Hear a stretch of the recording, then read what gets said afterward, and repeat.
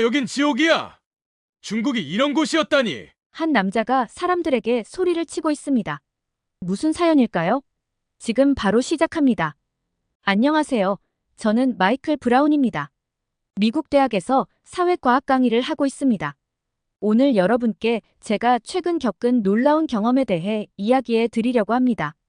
어떻게 중국 방문에서 시작된 여행이 어떤 놀라운 나라로 저를 이끌었는지, 그 과정에서 제가 깨달은 것들에 대해 말이에요. 평소에 동양 문화에 관심이 많던 저는 베이징 대학의 초대를 받아 특별 강의가 예정되어 있어 즐거운 마음으로 중국으로 향했습니다. 처음 베이징 공항에 발을 디뎠을 때 저는 흥분과 기대로 가득 차 있었어요. 중국, 그 거대하고 신비로운 나라. 5,000년의 역사를 품은 이 나라에서 무엇을 보고 배울 수 있을지 궁금했죠. 와, 정말 대단해요. 이 건물들 좀 보세요.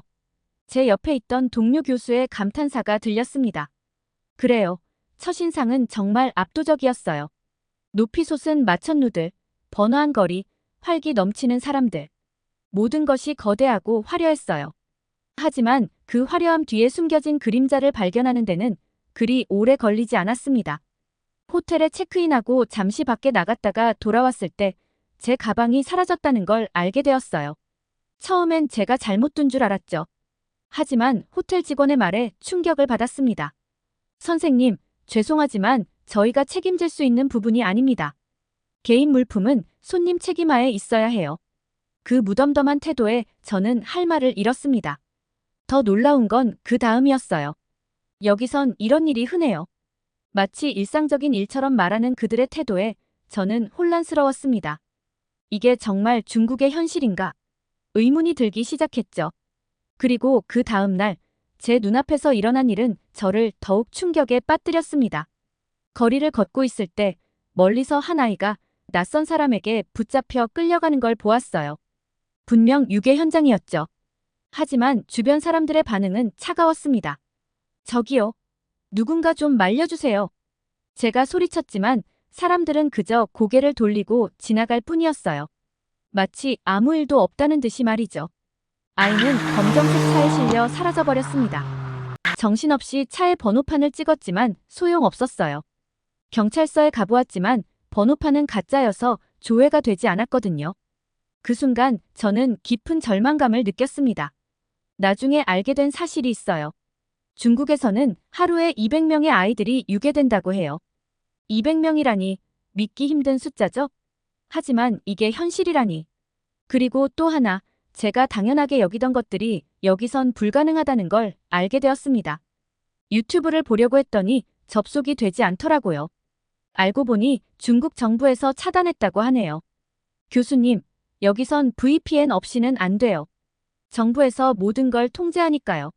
한 학생이 귀띔해 주었습니다. 그 순간 저는 제가 얼마나 자유를 당연하게 여겼는지 깨달았어요. 이런 경험들이 쌓여가면서 제 마음속 어딘가에서 불편함이 자라나기 시작했습니다. 이게 정말 내가 기대했던 중국의 모습일까? 거대하고 화려하지만 그 이면에 숨겨진 진실은 무엇일까? 베이징 대학에서의 강의 일정이 끝나고 이제 개인 시간을 보낼 여유가 생겼습니다.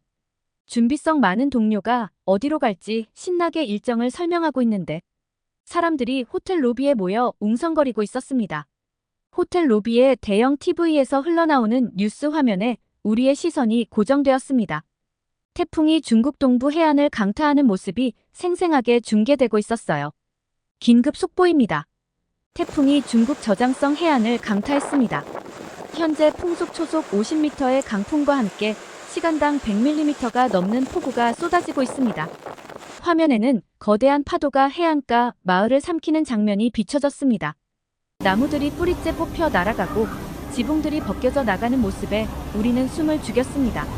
현재까지 확인된 사상자만 50명이 넘으며 수천 명의 이재민이 발생했습니다.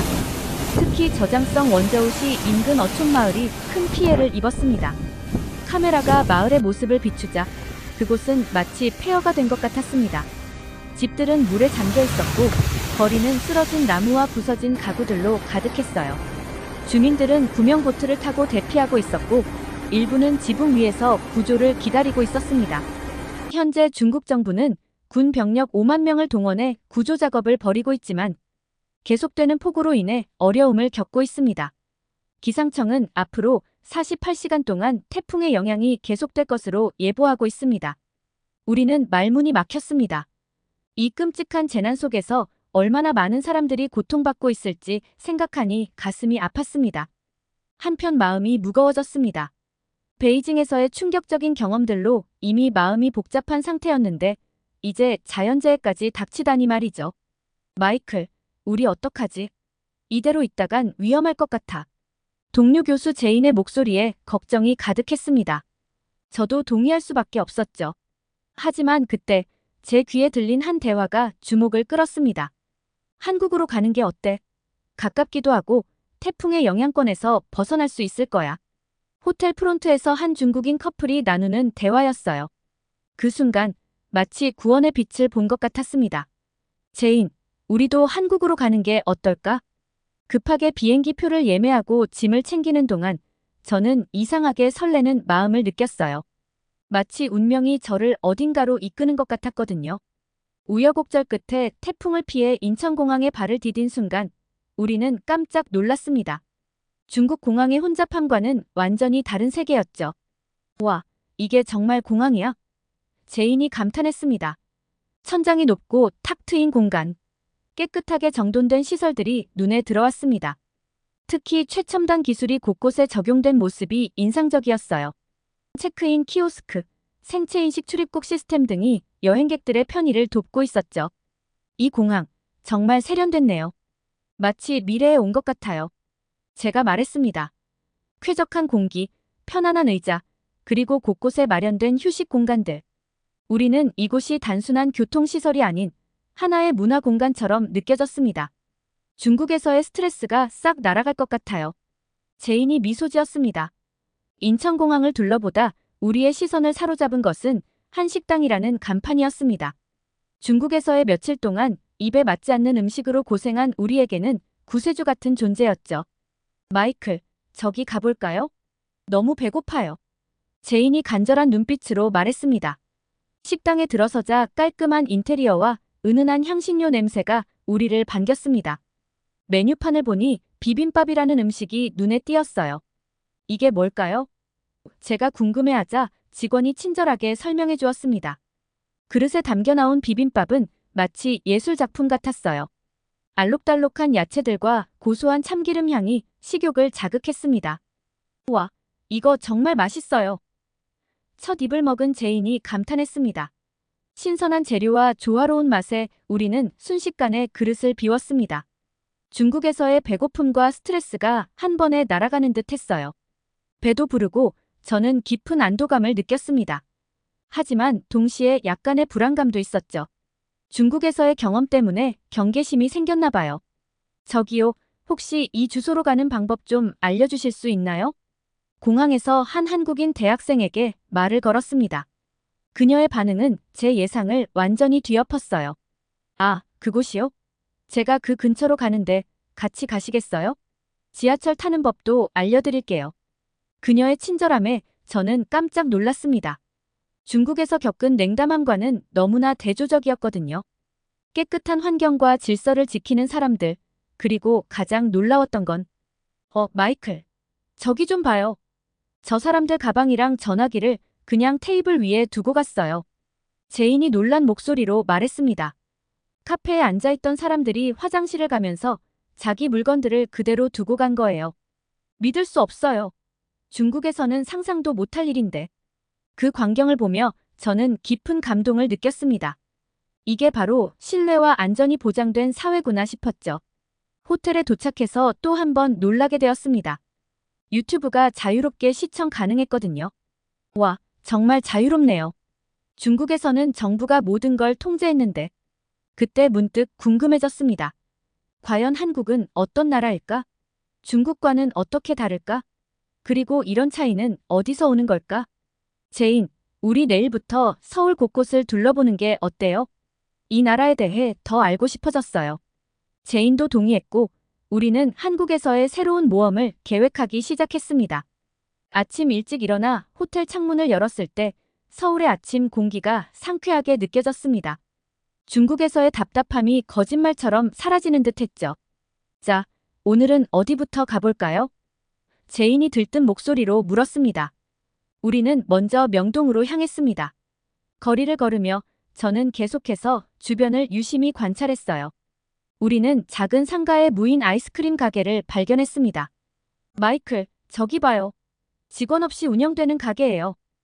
제인이 흥분된 목소리로 말했습니다.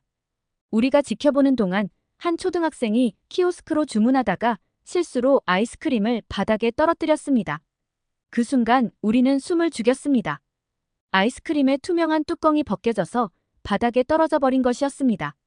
놀랍게도 아이는 망설임 없이 키오스크로 가서 떨어뜨린 아이스크림과 새로 고른 아이스크림, 총 2개를 계산했습니다.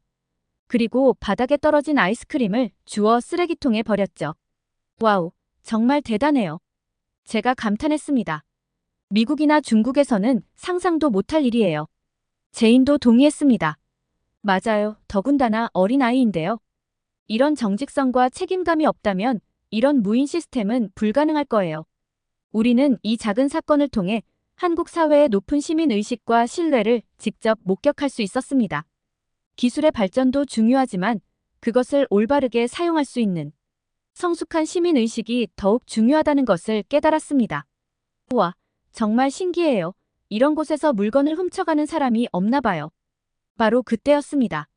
갑자기 한 남성이 뛰어가면서 앞서가던 여성의 가방을 낚아채는 걸 목격했어요. 저는 순간 얼어붙었습니다. 아, 여기도 역시. 라고 생각하던 찰나 놀라운 일이 벌어졌습니다. 도둑이야. 누군가의 외침과 함께 주변에 있던 시민들이 일제히 움직이기 시작했어요. 도둑을 쫓아갔고 어떤 이는 피해 여성을 안심시켰으며 또 다른 이는 경찰에 신고했습니다. 믿을 수 없어요, 마이클. 모든 사람들이 남의 일처럼 여기지 않고 나서다니. 제인의 말에 저도 고개를 끄덕였습니다. 중국에서 봤던 무관심한 태도와는 너무나 달랐거든요. 잠시 후 경찰이 도착했고 도둑은 체포되었습니다. 그 과정을 지켜보면서 저는 깊은 감동을 받았어요. 이게 바로 진정한 시민의식이구나. 그날 저녁 우리는 한강공원을 찾았습니다. 그곳에서 본 광경은 또 다른 충격이었어요.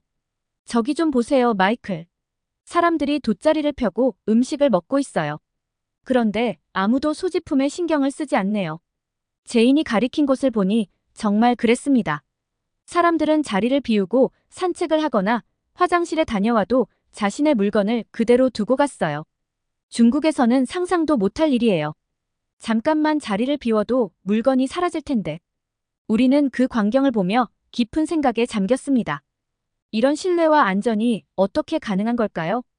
그때 옆에 있던 한국인 부부가 우리에게 말을 걸었습니다. 처음 오셨나 봐요? 여기서는 물건을 훔치는 일이 없어요. 우리 모두가 서로를 믿고 존중하니까요. 그들의 말에 저는 가슴이 뭉클해졌습니다. 이것이 바로 성숙한 시민의식이구나 싶었죠. 호텔로 돌아오는 길, 우리는 깊은 대화를 나눴습니다. 마이클, 어떻게 이런 차이가 생길 수 있을까요? 글쎄요, 제인. 아마도 교육과 문화의 차이겠죠. 그리고 정부와 국민 간의 신뢰관계도 중요할 것 같아요. 우리는 그날 밤 한국에서 보고 느낀 것들에 대해 오랫동안 이야기를 나눴습니다. 그리고 우리가 살고 있는 미국 사회에 대해서도 다시 한번 생각해보게 되었죠. 서울에서의 며칠은 마치 꿈 같았습니다. 하지만 모든 사회가 그렇듯 한국에도 어두운 면이 있다는 걸 곧 알게 되었죠. 어느 날 아침 지하철역에서 한 노숙자를 보게 되었습니다. 많은 사람들이 그를 피해 지나갔어요. 아, 여기도 빈곤 문제가 있군요. 제인이 말했습니다. 그 순간 중학생으로 보이는 소년이 다가가 노숙자에게 빵을 건네는 모습이 눈에 들어왔습니다. 우와, 저 어린 학생의 행동을 봐요. 제가 감탄했습니다. 우리는 그 광경을 지켜보다가 소년에게 다가갔습니다. 정말 훌륭한 행동이었어요. 왜 그렇게 하셨나요? 소년은 수줍게 웃으며 대답했습니다. 학교에서 배웠어요. 우리 모두가 서로를 돕는 사회를 만들어야 한다고요. 이 작은 에피소드는 제게 큰 깨달음을 주었습니다. 한국 사회도 문제점이 있지만 그것을 개선하려는 노력이 교육을 통해 이뤄지고 있다는 거죠. 다음 날 우리는 한국의 한 대학교를 방문했습니다. 그곳에서 만난 교수님과의 대화는 더 깊은 통찰을 제공했어요. 한국 사회가 이렇게 발전한 데에는 여러 요인이 있습니다. 교수님이 설명하셨어요. 물론 경제 성장도 중요했지만 그 과정에서 시민의식의 성장이 함께 이뤄졌다는 점이 핵심이에요. 교수님은 계속해서 말씀하셨습니다. 과거 한국도 많은 문제가 있었어요. 부패, 불신, 범죄. 하지만 시민들이 스스로 변화를 만들어냈죠. 촛불 시위를 아시나요? 저는 고개를 끄덕였습니다.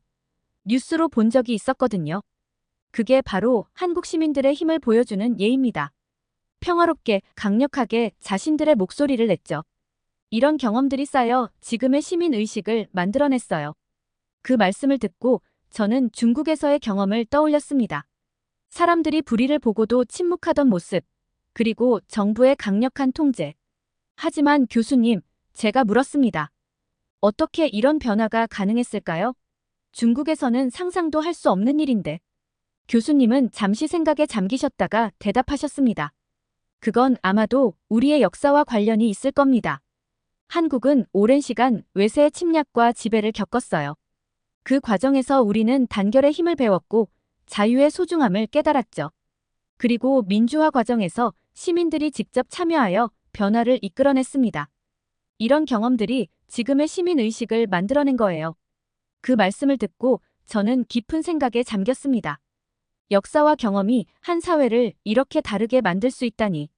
호텔로 돌아오는 길, 저는 제인에게 물었습니다. 우리 미국 사회는 어떤가요?